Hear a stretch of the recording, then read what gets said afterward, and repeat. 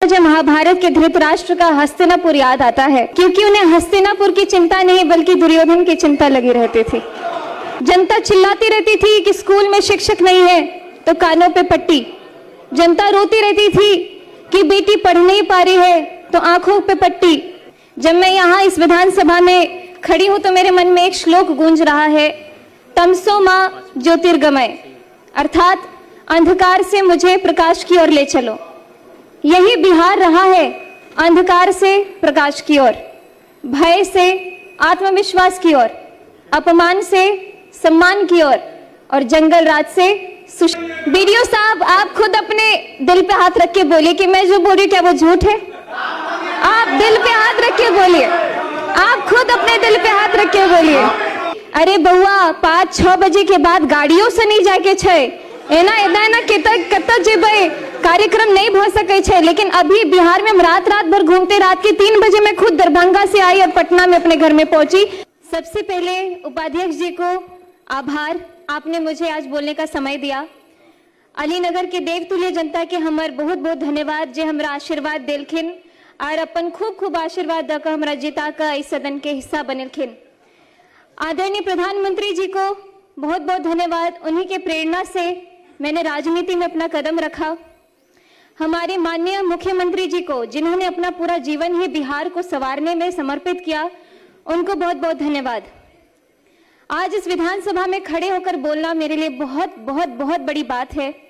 ये सिर्फ एक भाषण नहीं है, यह उस बेटी का सपना है जो बिहार की मिट्टी में, मिथिला की मिट्टी में पली बढ़ी खेली कूदी।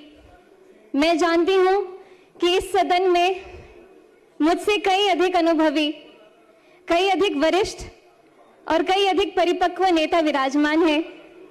विपक्ष के वे दिग्गज नेता जिनकी राजनीतिक उम्र मेरी पूरी उम्र से बड़ी होगी, उन सभी के सामने बोलना भी मेरे लिए बहुत चुनौतीपूर्ण है। पर चर्चा हो रही है तो मैं आपसे एक सवाल पूछना चाहती हूँ कि वो बिहार सभी को याद है।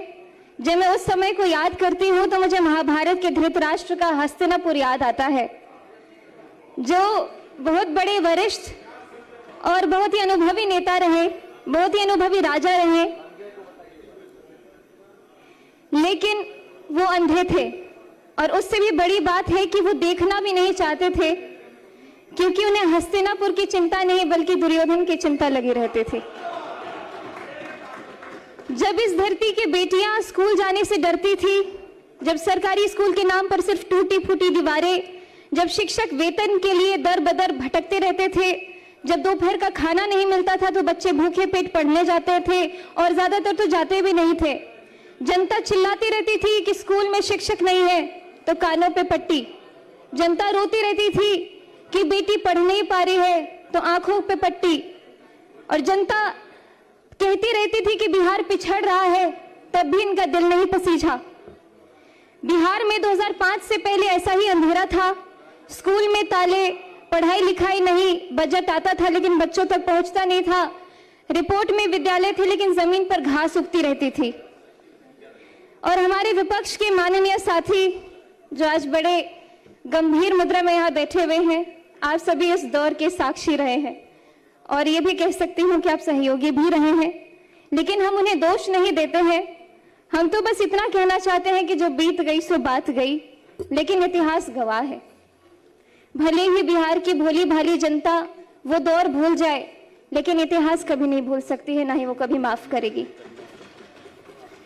2005 में एक नवोदय हुआ, नया सूरज उगा। माननीय उपाध्यक्ष महोदय जी, 2005 में बिहार की जनता ने एक ऐतिहासिक फैसला किया और उस फैसले का नाम था नीतीश कुमार। महाभारत में जब युधिष्ठिर राजगद्दी पर बैठे तो उनके राज में धर्म की स्थापना हुई, न्याय आया और प्रजा सुखी हुई। ठीक उसी तरह जब नीतीश कुमार जी ने बिहार की बागडोर संभाली तो यहाँ सुशासन आया। जब मैं यहाँ इस विधानसभा में खड़ी हूँ तो मेरे मन में एक श्लोक गूंज रहा है, तमसो माँ ज्योतिर्गमय, अर्थात अंधकार से मुझे प्रकाश की ओर ले चलो। यही बिहार रहा है, अंधकार से प्रकाश की ओर, भय से आत्मविश्वास की ओर, अपमान से सम्मान की ओर और जंगल राज से सुशासन की ओर। उपाध्यक्ष जी, नीतीश कुमार जी ने एक ऐसी योजना शुरू की जिसने पूरे देश को चौंका दिया। मुख्यमंत्री साइकिल योजना, जिसके बारे में सभी ने बात की है, और मैं खासकर इसलिए बोलना चाहती हूँ कि मेरी आंखों देखी कहानी है। मेरे खुद के गांव में, जहां स्कूल के नाम पे कोई बात ही नहीं होती थी, और एकाएक साइकिल योजना जब शुरू हुई तो मेरे गांव के अड़ोस पड़ोस की सभी दीदियों ने स्कूल जाना शुरू कर दिया। विपक्ष के लोग तो इस योजना का मजाक भी उड़ाते थे, लेकिन आज वही योजना पूरे देश के लिए एक मॉडल है। सुनने में सरल लगती है, लेकिन इस साइकिल ने क्या किया ये जरा सोचिए। आपको वक्त देंगे इनके भाषण के बाद। बिहार के गांव में एक बाप था जो सोचता था कि बेटी को हम दूर दराज कैसे भेजे, स्कूल कैसे भेजे, रास्ता बहुत लंबा है, खतरा है, पैसे नहीं है। उस बाप की चिंता को नीतीश कुमार जी ने समझा और बेटी के हाथ में साइकिल थमा दी, और उस साइकिल पर पहियों ने सिर्फ सड़क नहीं नापी, उन्होंने लाखों बेटियों का भविष्य नापा। ड्रॉप आउट दर गिरी, नामांकन बढ़ा, और बिहार की बेटी ने कहा हम भी पढ़ेंगे और हम भी आगे बढ़ेंगे। मैं भी उदाहरण स्वरूप बिहार के लोकतंत्र के सबसे बड़े मंदिर में आज आप सभी के बीच में खड़ी हूं। अगर मैं 2005 को देख करके, ध्यान करके 2005 से पहले की बात करूं तो संभावना भी नहीं था कि मैं यहाँ पे खड़ी होती या फिर कोई ऐसी उम्मीद मेरे अंदर जगती। बालिका साक्षरता 33%, मतलब 3 में से 2 बच्चियां हमारी अनपढ़ रहा करती थी। टोका टोकी नहीं। उस दशकों की अव्यवस्था के कानून ने न जाने कितनों की जवानी छीन ली। आप सभी तो उसके खुद साक्षी रहे हैं। लगभग 2 दशक बिहार शिक्षा से वंचित रहा। कई पीढ़ियां इसका दंश आज भी झेल रही है। बीडीओ साहब, आप खुद अपने दिल पे हाथ रख के बोलिए कि मैं जो बोल रही हूँ क्या वो झूठ है। आप दिल पे हाथ रख के बोलिए, आप खुद अपने दिल पे हाथ रख के बोलिए। उपाध्यक्ष जी, पढ़ाई तभी होती है जब सुरक्षा होती है। हमारे नीतीश कुमार जी ने समझा कि बिहार के बच्चों को किताब के साथ साथ सुरक्षा भी चाहिए। आप जानते हैं मैं एक कलाकार भी रही हूँ। मैं जब पहले आती थी तो पहले की कहानियां सुनती थी, अरे बउआ 5-6 बजे के बाद गाड़ियों से नहीं जाके छे, एना एना कत जेबे, कार्यक्रम नहीं भ सके छे। लेकिन अभी बिहार में हम रात भर घूमते, रात के 3 बजे मैं खुद दरभंगा से आई और पटना में अपने घर में पहुंची, बहुत सुरक्षित। और शराबबंदी से लेकर महिला सुरक्षा के लिए बड़े बड़े कानून तक हर कदम पर नीतीश कुमार जी ने अरे आप सुन तो लीजिए मेरी बात। बेटियों के पक्ष में खड़े होकर हमारे माननीय मुख्यमंत्री जी ने निर्णय लिया है। और आज जब मैं बिहार के सबसे युवा विधायकों में से एक इस सदन में खड़ी होकर के बोल रही हूं तो न जाने आपको क्यों इतनी दिक्कत हो रही है। माननीय उपाध्यक्ष महोदय जी, अब आते हम आज के बजट पर, और मैं यहाँ में बात करूंगी इस डबल इंजन की जिसने बिहार की शिक्षा को नई ऊंचाइयों तक पहुंचाया है। अपना भाषण कंक्लूड करें। तो मुझे आंकड़ों पे ज्यादा बोलने की जरूरत नहीं है, मेरे सभी साथियों ने बहुत ही जोरदार तरीके से ऑलरेडी अपनी बातें रख दी है।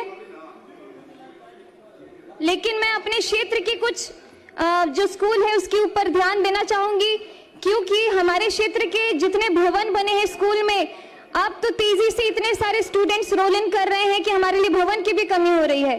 तो इसलिए मैं चाहूंगी कि जिस तरीके से शिक्षा के ऊपर बच्चों का भी इतना आकर्षण बढ़ते जा रहा है, लगातार सब लोग अपने दाखिल करवाते आ रहे हैं, तो उस हिसाब से भवन के कमरे भी और बढ़वाए जाए। जैसे कि कीरतपुर में प्राथमिक विद्यालय, गड़ौल कन्या विद्यालय, कुमरौल विद्यालय, प्राथमिक विद्यालय महथौर मुसहरी, प्राथमिक विद्यालय पकड़ी, उच्च माध्यमिक विद्यालय महथौर हरिजन, ग्राम श्री रामपुर टोले के दरगाह में जो कमरे हैं और बढ़ाया जाए, सकतपुर का विद्यालय, लगमा प्राथमिक विद्यालय। अपना आसन ग्रहण करें। बहुत बहुत धन्यवाद। माननीय सदस्य श्री नचिकेता